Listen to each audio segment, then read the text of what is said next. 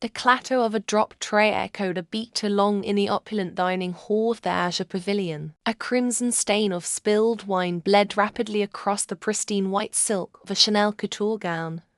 A disaster unfolding in slow motion. Feng Li, her simple cotton dress a stark contrast to the surrounding glitterati, stood frozen, the offending tray still in her hand. The dress's owner, a socialite named Lin Wenqi, shrieked as if she'd been physically struck. "My dress! Do you have any idea what this costs? You little beggar! Are you blind?" Feng Li bowed her head slightly. "My deepest apologies. It was an accident. I will pay for the cleaning." Lin Wenqi let out a derisive laugh that drew the attention of nearby tables. "Cleaning? This is ruined. Can a bumpkin like you afford to replace a limited edition piece? You are courting death." She jabbed a finger tipped with a blood-red nail toward Feng Li's face. "Look at you. You probably snuck in here. Security."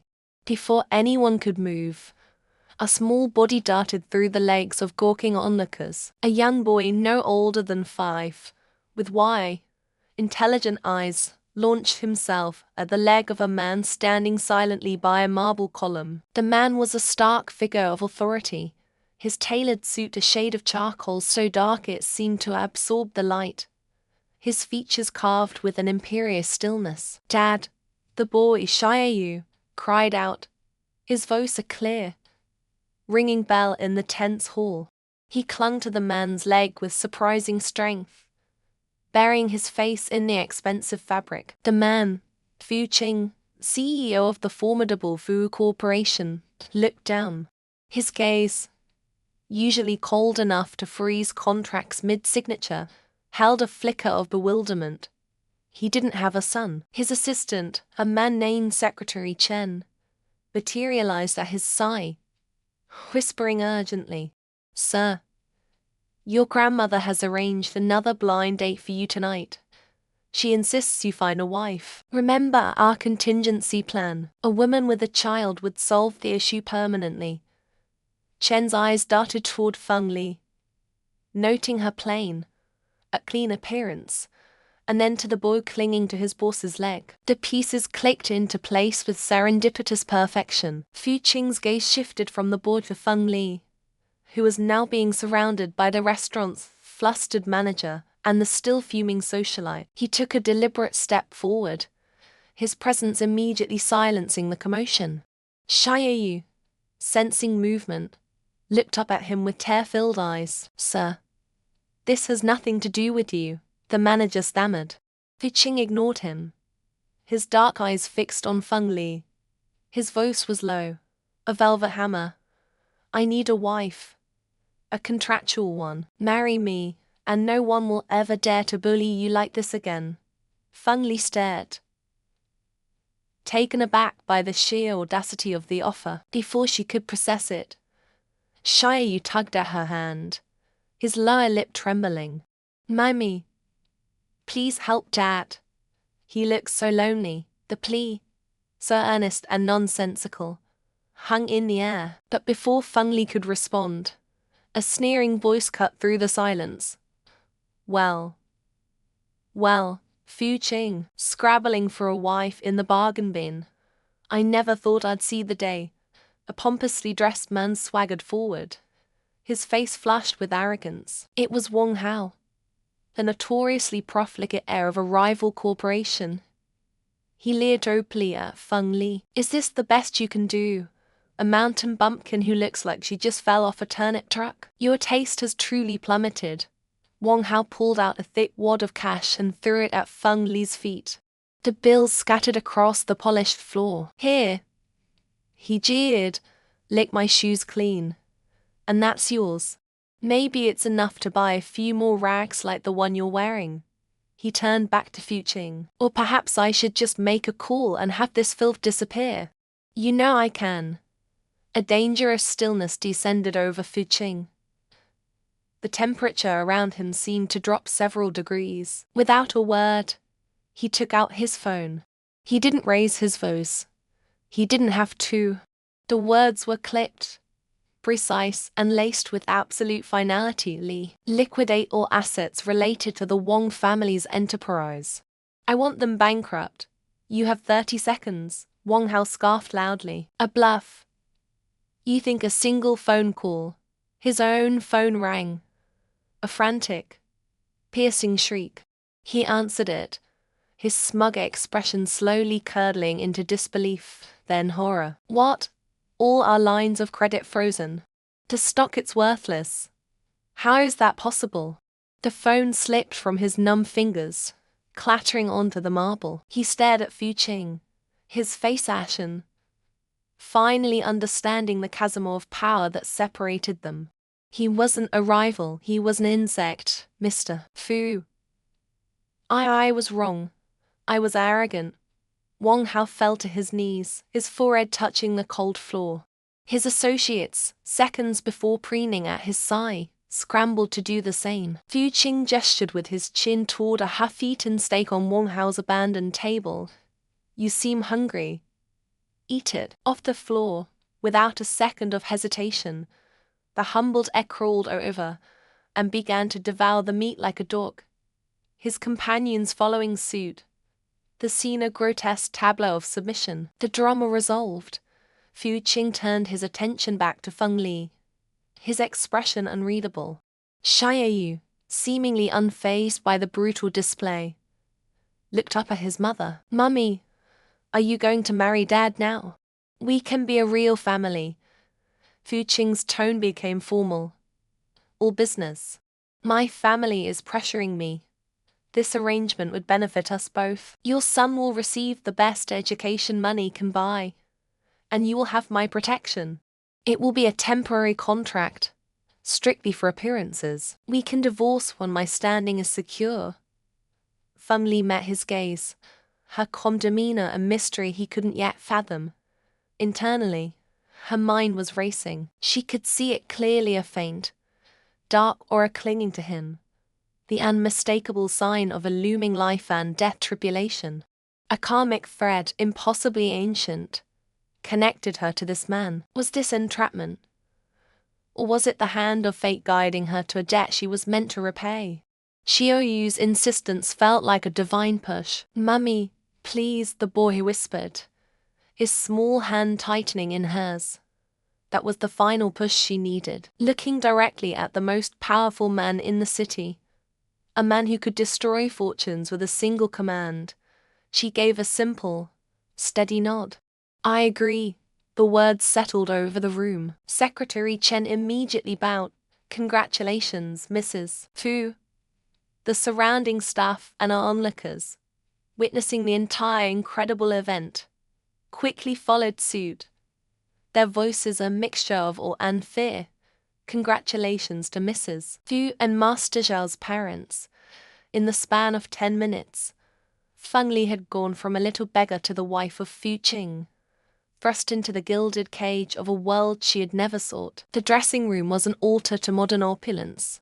Walls of mirrors reflected rivers of silk and mountains of jewels laid out on plush velvet ottomans. Fu Qing, a man accustomed to commanding boardrooms, felt a rare flicker of uncertainty. He adjusted the platinum cufflink on his bespoke suit, his gaze fixed on Feng Li. She stood serene amidst the chaos, wearing a garment of homespun linen, its cut deceptively simple, its color a muted, earthy gray. Are you certain about this, Feng Li? He asked, his voice a low murmur that cut through the stylist's frantic whispers. It's my brother's wedding. Distressed, he searched for a diplomatic word. Plain was an understatement. It's a spirit clan sacrificial dress, she replied, her voice as calm as a forest pool. She ran a hand over the fabric, which seemed to absorb the light rather than reflect it. The standard of etiquette for my lineage is not measured in carats or brand names, but in reverence. This is the highest honor I can pay them. Xiaoyu, standing proudly beside her in a miniature version of the same attire, puffed out his small chest. My mom's dress is the best. It has secret powers. Fu Qing's brow furrowed. He motioned to his head stylist, who scurried forward, presenting an array of gowns like a desperate offering. A crimson Prada sheath, a feathered Chanel masterpiece, even a priceless antique cheongsam embroidered with gold thread. "These are all too plain," Feng Li said, dismissing them with a single, unimpressed glance. The stylists froze, utterly dumbfounded. "Too plain," Fu Qing stared at the $1 million collection, then back at her simple linen dress. Was this a miscalculation? He had brought her into his world to solve a problem, not create a spectacle of the wrong kind. But Xiaoyu's unwavering faith, and the profound stillness in Feng Li's eyes, gave him pause. Against all his business-honed instincts, he found himself yielding. "Fine, we'll do it your way." He turned to his assistant. "But we will not lose face in other areas. Prepare the congratulatory gift. I want contracts, properties tallied up to no less than 100 million. Make sure the Shin family understands who is in attendance." The grand ballroom of the Shin family's hotel was a galaxy of shimmering gowns and clinking crystal. When Feng Li and Xiaoyu entered, a sudden, jarring silence fell over their corner of the universe. The air, thick with the scent of lilac and envy, turned sharp with disdain. Whispers followed them like shadows. A man with a sneering lip, and eyes that matched Fu Qing's in shape, but not in depth, stepped forward. "Xiaoyu's little uncle." Well, he drawled, his voice loud enough for the entire banquet to hear. "Look what the storm blew in. Our beggar relative, and a little trash she spawned. Did you come to collect scraps from the tables?" His companions, a flock of expensively dressed relatives, cackled. "She's the loser born by that crazy woman." A womanist, her diamonds flashing like cruel teeth. "I'm surprised she knows how to find this place." Feng Li ignored them. Her focus was on the groom's father, her mother's brother. She walked towards him, holding out a small, silk-wrapped bundle. "I came to deliver our mother's wedding gift," she said, her voice even. She unwrapped it, revealing a shard of dark, unremarkable stone, laced with a single, faint silver vein. "Mother said this saved your life once, and that you should keep it with you always." The man stared at the stone as if it were a piece of filth. He laughed, a harsh, grating sound. "My life?" That old lunatic was always spouting nonsense. He pulled a wad of cash from his pocket and threw it on the floor in front of her. "Here, take this junk money for your junk stone and get out. You're an embarrassment." As his words landed, the champagne flutes on a nearby table trembled, emitting a low, resonant hum. The opulent chandeliers flickered once, twice, casting long, dancing shadows. A sudden, inexplicable chill swept through the room, raising goosebumps on bare arms. Guests murmured, shifting uncomfortably. "What was that?" Someone whispered. "Witchcraft." Another shouted in panic. Feng Li didn't flinch. Her gaze remained fixed on her uncle. "I'm not here for your money," she stated, her voice dropping to a dangerously quiet register. "Your worldly wealth is waste paper to me. I am here to fulfill my mother's dying wish. You will accept her blessing." "Blessing?" he scoffed, his face contorting with rage. "That's a broken rock. I won't just reject it, I'll have it crushed into powder, just like her ashes should have been." The last vestiges of warmth vanished from Feng Li's expression. Her eyes, once placid, now glittered like chips of obsidian. "You dare disrespect the woman who gave you life," she lectured, her voice echoing with an ancient authority that defied her simple appearance. "The woman whose memory you trample on while living in the luxury her sacrifice afforded you." Her uncle threw his hands up in mock exasperation. "Sacrifice, please. I always saw her for what she was. A crazy woman who embarrassed me at every turn. Honestly, it's a relief she's gone. If you ask me," he leaned in, his voice a venomous whisper, "she deserved to die." A collective gasp rippled through the onlookers. Feng Li's face became an emotionless mask. but a storm raged behind her eyes. "You are a fool," she said, the words falling like stones into a grave. Her craziness was the price of a forbidden art, her life force, her sanity. Her premature death, it was all a sacrifice she willingly made to mend your broken lifeline when you were a child. She traded her years for yours. He simply sneered, dismissing the profound truth with an arrogant wave. "Fairy tales, security, get this woman and her brat out of my sight. Throw them out." Two burly guards moved in, their hands reaching for Feng Li's arms. But before they could touch her, the grand ballroom doors swung open with a force that silenced the room. Fu Qing strode in, flanked by phalanx of assistants and lawyers. His presence was a physical force, a wave of power and influence that washed over the petty drama. His eyes, cold and sharp, immediately found Feng Li. "What?" he began, his voice a blade of ice cutting through the heated room. "Is the meaning of this?" An assistant stepped forward, announcing to the stunned Shin family, "A congratulatory gift from CEO Fu Qing of the Fu Corporation, 100 prime real estate deeds, a controlling interest in 3 tech firms, and commercial contracts valued at 100 billion. The grand hall of the Shin family wedding banquet, once buzzing with celebratory chatter, was now suffocated by a stunned silence. Every eye was fixed on the stage, where Fu Qing, the undisputed financial emperor of Wuchuan, stood with a protective arm around Feng Li and her son, Xiaoyu. His voice, amplified by the microphone, was a blade of ice cutting through the opulent air. For those who were confused, Fu Qing began, his gaze sweeping over the sea of slack-jawed guests. "Allow me to clarify. I'm Xiaoyu's father. I am Feng Li's husband. From this moment on, to provoke them is to provoke me." The declaration detonated in the room. A collective gasp rippled through the crowd. This was not some crazy woman who had crashed a wedding. This was the legitimate wife of the most powerful man in the city. The Shin family, who had just been publicly humiliating her, turned shades of white and grey. The bride's father, a distant relative of Feng Li's, felt the blood drain from his face. He saw not a wedding, but a funeral his own. Fu Qing's expression was unyielding.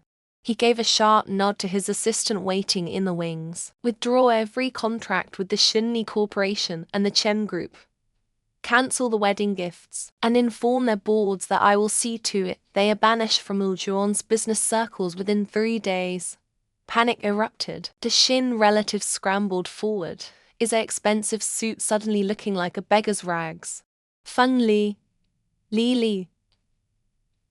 Please," he cried, his voice cracking with desperation. "Think of our childhood, we grew up together. You can't let him do this." Feng Li looked down at the man groveling at her feet, her eyes devoid of warmth. "I only spoil those who know good from evil," she stated, her voice soft but final. "You chose your path." She turned to her son. "Xiaoyu, your uncle is asking for help. What do you think?" Xiaoyu, clutching his mother's hand, looked at the man with the clear, unforgiving eyes of a child. "Bad uncle hurt mama," he said simply. "I don't want to help bad people." Feng Li's gaze returned to her relative, a flicker of something ancient and knowing in their depths. "You heard him," she said quietly. "Besides, you should worry less about your business and more about your health. The death sentence marked on your fate line for this year is looking rather irreversible." She left the cryptic, terrifying prophecy hanging in the air and walked off the stage with her family, leaving a broken man in their wake. A few days later, the chaotic opulence of the banquet had been replaced by the serene, minimalist luxury of Fu Qing's villa. Sunlight streamed through floor-to-ceiling windows, illuminating dust motes dancing in the air. Fu Qing, having finally recovered from the mysterious allergic reaction he'd suffered after inhaling the exorcism incense, sat opposite Feng Li, a frown creasing his brow. "I don't understand," he confessed, rubbing his temples. "My memory of the past few months is fragmented. I keep getting these flashes. A small restaurant, you, me, signing something. Feng Li calmly sipped her tea, her expression unreadable. Your memory was purged, she explained, choosing her words with care. When you were overcome by that negative energy, your mind protected itself by sealing away the more volatile recent events. The incense incident, combined with your anger at the banquet, likely agitated the blockage. The flashes are just your mind trying to heal. She omitted the crucial detail that she had been the one to both purge and now subtly restore his memory. It wasn't the time. Fitching stared at her, a mixture of awe and confusion in his eyes. He was a man of logic, of balance sheets and market projections, but this woman spoke of energies and fate lines as if they were stock prices. He decided, for now, not to press further. Instead, he focused on their new life. He took a delighted Xiaoyu on a tour of the house, showing him a robotic vacuum cleaner that the boy immediately dubbed a metal spirit turtle, and a massive television screen where animated heroes fought epic battles. Are those magic weapons? Xiaoyu whispered, mesmerized by the flashing colors. Fu Qing chuckled, a genuine, warm sound. Something like that. While he reveled in introducing Xiaoyu to the modern world, Feng Li was busy subtly weaving her own world into the fabric of the house. I'll need a few things for the villa, she told the baffled household manager. A rug woven from peacock feathers for the main entryway, and several carvings made from lightning-struck jujube wood. Place them at the cardinal points of the house. Fu Qing overheard, raising an eyebrow at the clash with his chrome glass aesthetic. But he didn't object. He was beginning to learn that her strange requests often had a purpose he couldn't yet comprehend. That evening, as they sat in the living room, he broached the subject that had been weighing on him. There's a Fu family banquet tomorrow night, he said, his tone turning serious. It's important. My position as head of the family is being challenged by my second uncle.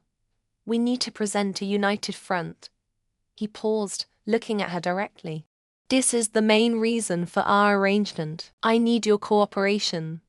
Feng Li simply nodded. I understand. The next evening, Feng Li descended the grand staircase of the Fu family mansion, a vision in a deep sapphire gown that Fu Qing had personally chosen. The dress shimmered under the crystal chandeliers. Its simple, elegant cut a stark contrast to the ostentatious jewels worn by the other women. Her arrival drew a wave of admiration, but it was quickly followed by venomous whispers that spread through the hall like a contagion. In a secluded corner, second Uncle Fu, a man with a perpetually sour expression, conferred with a stunningly beautiful woman named Miss Utsi.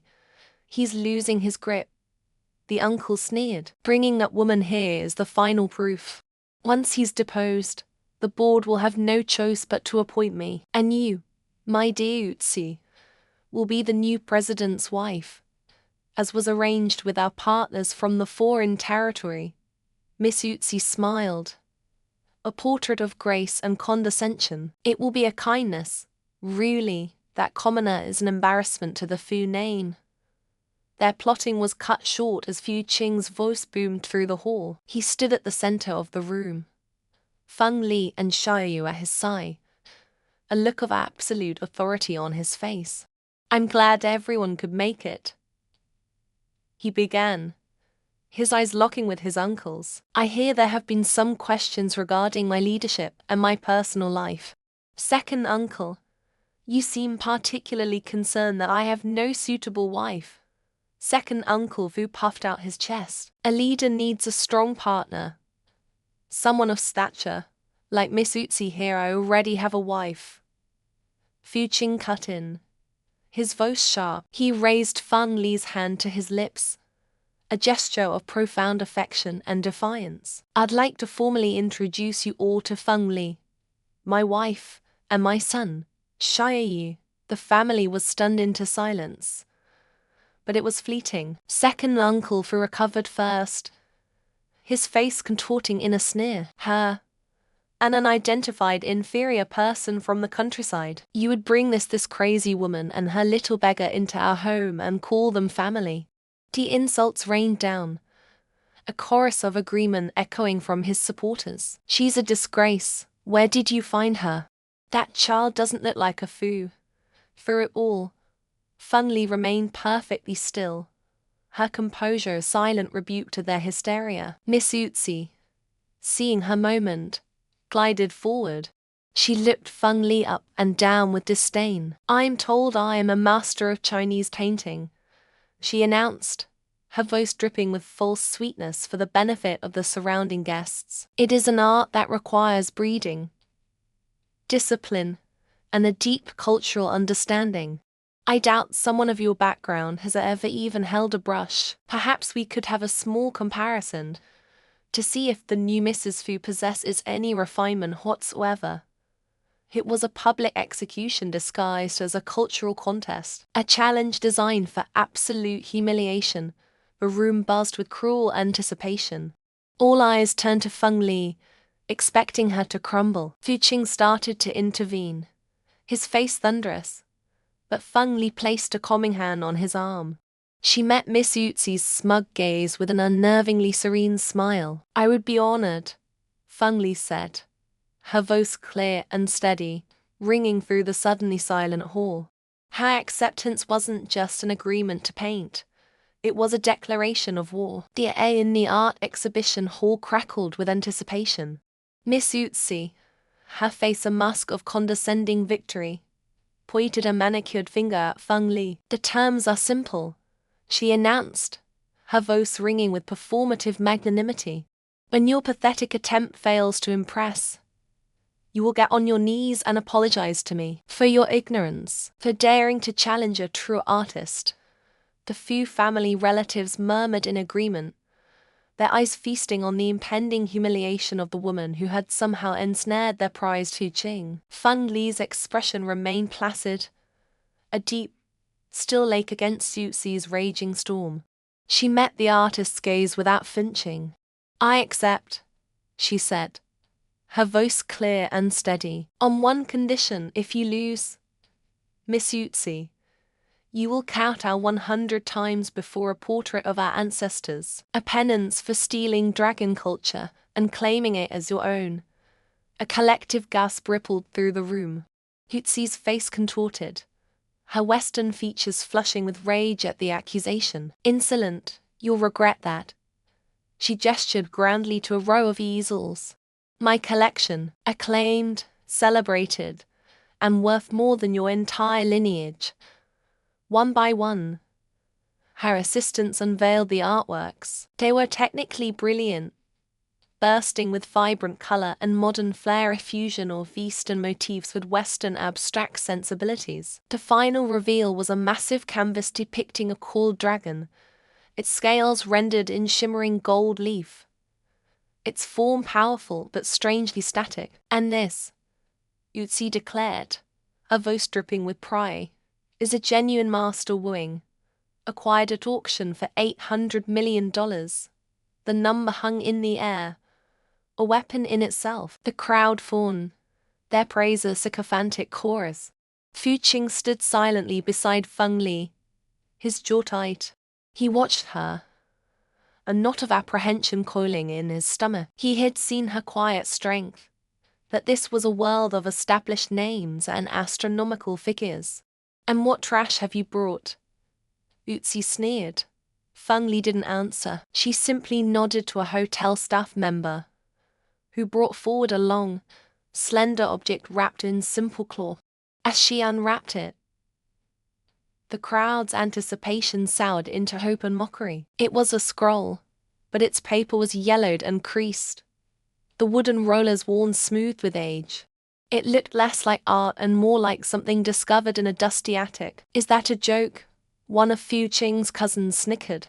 She brought a relic from her village. Feng Li ignored them, carefully unrolling the scroll. It depicted a single, powerful brushstroke, a landscape of mountains and mist rendered with minimalist genius. But to the untrained, status-obsessed eye, It was crude, worthless. Just as Utsi opened her mouth to declare her victory, a wave of deference parted the crowd. An elderly man with a scholarly air and eyes that held the weight of decades of artistic study walked through. Professor Lin.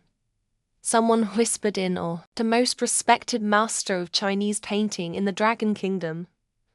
Professor Lin's arrival silenced the room. He offered a polite nod, his gaze sweeping over Utsi's collection with the practiced eye of a connoisseur. He paused, murmured exquisite technique, and moved on, his expression revealing nothing. But when his eyes fell upon Feng Li's tattered scroll, he stopped dead. He leaned in, his breath catching. The air around him seemed to still. He traced the single, bold stroke with a trembling finger, not touching the paper, but feeling its energy. Powerful, he breathed, his voice filled with a reverence that stunned the onlookers. Majestic.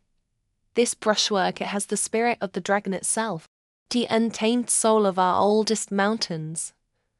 Utsi's face paled.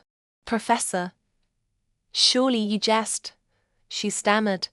It's a piece of junk. Perhaps this woman bribed you to say such things. The accusation was a grave insult, and a dangerous chill filled the professor's eyes. He turned his gaze back to Utsi's prized collection. Bribed me, he said softly, yet his voice carried an edge of steel. He pointed at her paintings. Your work is exquisite, Miss Utsi, a perfect replica of style, but it is soulless. It has no character of its own. He then gestured to the $800 million master wooing. Even this. It is a brilliant piece, but any true student of the master knows it is incomplete. The chair, the life force, is blocked. There is something missing. Before Utsi could formulate a reply, Feng Li stepped forward. Her voice, calm and assured, cut through the tense silence. Professor Lin is correct. Your painting is a body without a spirit. A work in progress. She looked at the priceless artwork as if it were a simple sketch. It just needs a few flowers. The sheer audacity of the statement left everyone speechless. To propose altering an $800 million masterpiece was not just arrogant. It was sacrilege. Utsi's shock morphed into pure fury. You dare, she shrieked. If you so much as touch that canvas with a brush, I will see to it that you never use your hand again. I agree to your terms, Feng Li said, a serenity unshakable. But if I succeed, if I can give this dragon its soul, you will renounce your title as a master of Oriental art. You will admit you are merely a student. A low hum of disbelief swept the room. Fu Qing felt a surge of adrenaline. This was no longer a simple challenge. It was a battle for identity. Utsi, blinded by rage and the absolute certainty of Feng Li's failure, sneered. Done. A brush and ink were brought. Feng Li dipped the brush, her movements fluid and unhurried. The room was so quiet one could hear the soft scrape of bristles against the inkstone. She approached the magnificent, static dragon. Then, with a speed that defied the eye, she added 3 swift strokes near the dragon's claws. A lotus flower, rendered in deep, resonant ink, bloomed from nothing. Another stroke, a bud, heavy with promise, a final, delicate flick of the wrist. A single petal, caught in an unseen wind, drifting downwards. Gasps echoed through the hall. The effect was instantaneous and profound. The simple additions had transformed the entire piece. The dragon was no longer just a powerful image, it was alive. The lotus, a symbol of purity and rebirth, gave the creature context, a world to inhabit. The falling petals suggested movement, time, and a story. The entire painting now pulsed with a spontaneous, natural charm and unmistakable Oriental spirit that Utsi's technical skill could never capture. Professor Lin stared, his eyes wide with wonder. The phoenix has answered the dragon, he whispered, his voice trembling with emotion. She didn't just add flowers, she gave the painting its voice. She completed the master's work. This is real art. The crowd, moments before her sworn enemies, now looked at Feng Li with unconcealed admiration. They saw not a village girl, but an artist of profound, almost mystical talent. Miss Utsi stood frozen, her face a canvas of disbelief and horror. The foundation of her identity, her awards, her fame, her $800 million centerpiece had been shattered by a few simple strokes from a woman she had dismissed as trash. She had not only lost the challenge, she had been utterly and completely unmasked.